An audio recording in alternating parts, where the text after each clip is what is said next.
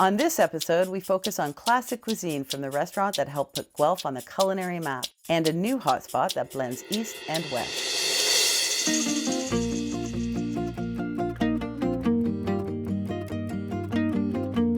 My name is Lynn Broughton. I take visitors from all over the world on culinary walking tours of Guelph. It might not be a foodie hotspot, but it should be. Our chefs are creative, our food is local, and the flavors are out of this world. It's worth taking a taste detour.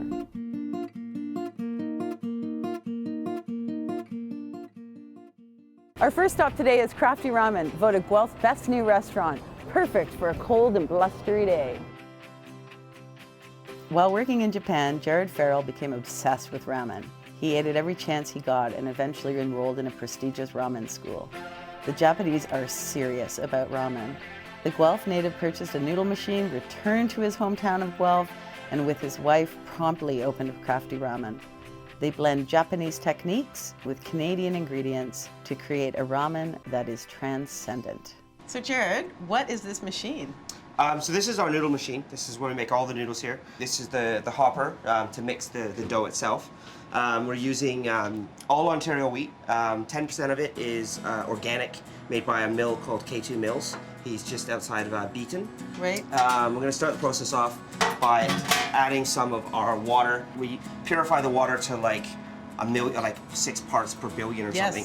And then we add kansui to it, which is potassium carbonate and sodium carbonate, which is the alkali that what makes a ramen noodle. It's the alkalates. That's what gives it the slippery texture and also helps it retain its texture in the broth. Whereas like where normal pasta, it sort of becomes soft really quickly. Oh, right, it gets all mushy. Mushy, yeah. Right. So you can see how granular it all is still. Yeah. But when it comes out the other end, it's going to come out in like really, really nice, dry, compressed sheets. Because like I've been cooking since I was 16, but I didn't cook ramen. I cooked French food and Italian food and stuff like that before. Food is your life. I've always been a cook, Yeah. I got to experiment and figure out my style, which is again what it's all about. Ramen is about. It's about innovation and doing it your way. Right. So dumplings, one of my favorite things to eat in the world. Do you want to try? You actually want to try and make one? I would love to try to make a dumpling. So we're gonna get like sort of a tablespoon-sized mound in there. Okay, and what's in the dumplings again? So it's ground pork, cabbage, perfect. Ground pork, ginger, garlic, miso, and garlic chives. So you want to get a bit of water in your finger there. Okay. Be a little bit generous. It's helpful in the end. Then you're gonna fold it in half and make a little half moon out of it. I put too much. Okay. So anyway, if you want to get some out of it and make it easy. I mean. Thank you. There we go. Very Let's do much. that. Okay, so no. Oh, Don't wait, pinch it not yet. doing that yet. You want to hold it sort of with your finger down the center. Okay. I have to undo it. There we Okay, go. There got we go. it. Okay, so then you're gonna pinch out one corner. Yeah. Right. Pinch the one corner. Yeah, and then you're gonna hold your thumb here. Yep. And you're gonna sort of make a little flap over and fold it over your thumb, and then seal that down. Okay. And then you're gonna move across a little bit more here, like that. It's very sticky when you don't have the lovely gloves. You're gonna fold it over again, and you're gonna make another flap, and you're gonna move your way along, and you're going for about 5 flaps. Okay, so to keep it nice and consistent. I may not win. Yeah. And nobody may want to eat my gyoza, but I think I'm getting there. Yeah. So how many gyoza do you make a day? We make on regular day we make a tray, and then on Fridays we make 2 trays. You know what? I'm not even sure how many. Yeah, we won't serve that one. Are you saying I failed? No. Just because you didn't have gloves on. That's exactly why. Yeah. Snacks like the gyoza are amazing, but the star of the show here is the ramen. You can't not try the ramen here. I insist. So now we get to finally try the bowl of ramen. I'm really excited. This is our vegetarian broth. We make it with kombu, shiitake mushrooms, and cherry tomatoes. Beautiful. So it's like just full of umami. Umami is like the 5th taste, right? Right. So it's umami-rich ingredients are meats and stuff like that. Kombu is one, tomato is one, Parmesan cheese. It's that like when you eat something and you like, it makes the cheese in your mouth. Umami. Yes. Yeah. Yes. So all of those ingredients are some of the most umami-rich ingredients in the world, especially shiitake mushrooms and tomatoes. So it's why it's so, broths are so comforting and wholesome feeling and healthy and satisfying. Yeah. So we're gonna whisk that in, and then we'll give our noodles a check. Okay. Get as much water out of them as possible. We don't want to water down the broth. No. I want my umami. Individually, every bowl you do that for. Oh, absolutely, yeah. Amazing. And there we go, that's it. That is a beautiful thing. And you serve it on this plate and you pass it across the table. Amazing. It's nice. So what made you love ramen so much? I guess it's the comfort thing, you know? Yeah. It's just such a, and it's a very blue-collar food. It's something for everybody. Right. But it's like be something special for everybody. You don't need to spend $100 to go out for dinner or something like that to get that satisfaction. And Guelph needed it, and this is just something that wasn't being done. I'm so excited. Thank you so much. Oh, it's delicious. That broth is amazing. That is umami. This actually, the corn in it reminds me of just having corn on the cob, which is nothing related to that's Japan what I was really ramen. inspired for. But I mean, they do use corn a lot in Japan, like especially up in Sapporo and stuff like that. So not roasted corn, they just like to do it like the raw corn. But to me, roasted corn is like one of the best flavors ever. It's roasted one of corn the and best butter. corn. It is, it's fantastic. The vegetarian bowls are just as flavorful and as the meat bowls are. You know, we didn't want to have them side attractions. They should be the star on the menu, just like everything else. The best thing about downtown Guelph is that all these amazing restaurants are packed so closely together. Bin 23 helped revolutionize downtown Guelph. Once they showed there was an appetite for fine dining here, others soon followed. It launched the careers of several notable chefs, and Chef Jacob is following in their footsteps. Jacob, what are you going to make me for lunch today? So today we're going to do calamari. We get them from New Zealand. And, nice. We'll just start off by throwing a lemon on the grill. Okay. Just gives it a little bit of that char flavor on the lemon, which is nice. Then for a bit of garnish, just a bit of flavor to go with it, we got a little mix of caper berries, tomato heirloom tomato, and a little bit of clamato olives. Beautiful.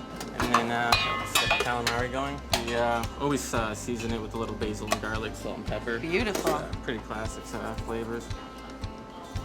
This is one of your top-selling dishes, yeah? Yeah, we sometimes have to keep the parties at bay.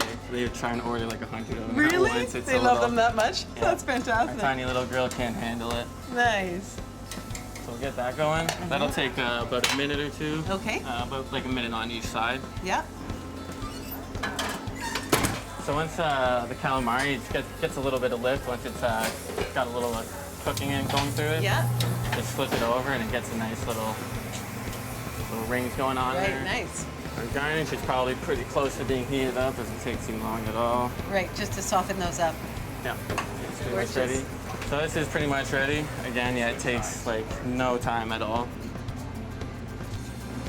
So we always throw the flavor, all our tomatoes and capers and olives on the bottom. Get our calamari on top of there. And then we just top that off with a little citrus butter sauce. Make sure our presentation's on point. Presentation is on point, my friend. Got our pans nice and heated up for the next part of the meal. For the ragu, because do you sear the beef? Yes, yeah, we sear it in the pan. And you don't try not to sear it for too long, because if you sear it real quick, like it'll just dry out. Okay. So always with the basil, garlic, salt, and pepper. I should have brought my note. Oh yeah, there's lots of notes. I know we make it. Yeah, everyone's gonna know about them now. I know. Once our pan's nice and hot, get all these down there, try and get a nice sear on everything. Yep.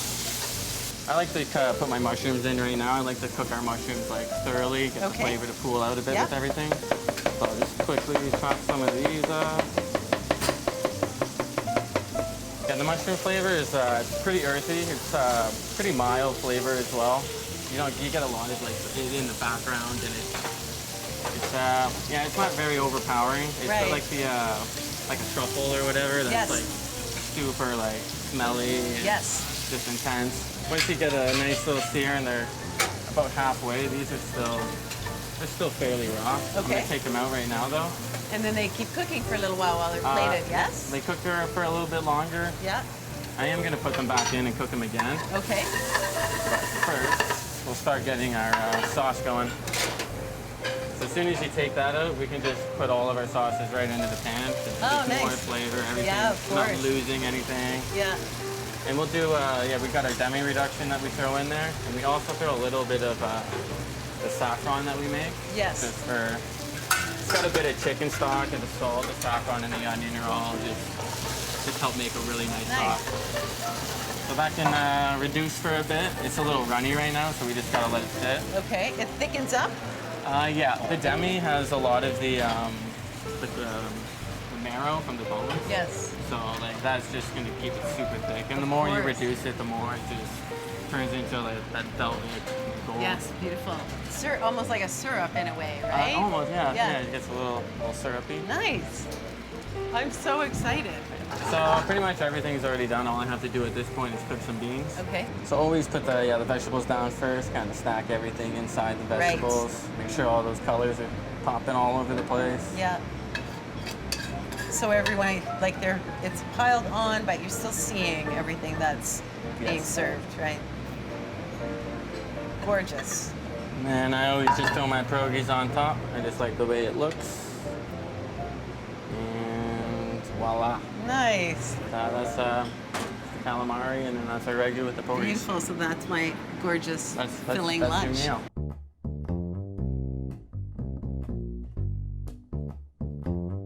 Ruben, thanks for sitting down with me. My pleasure. I'm happy to. Enjoy this beautiful, beautiful meal Absolutely. that I sort of helped make, but not really.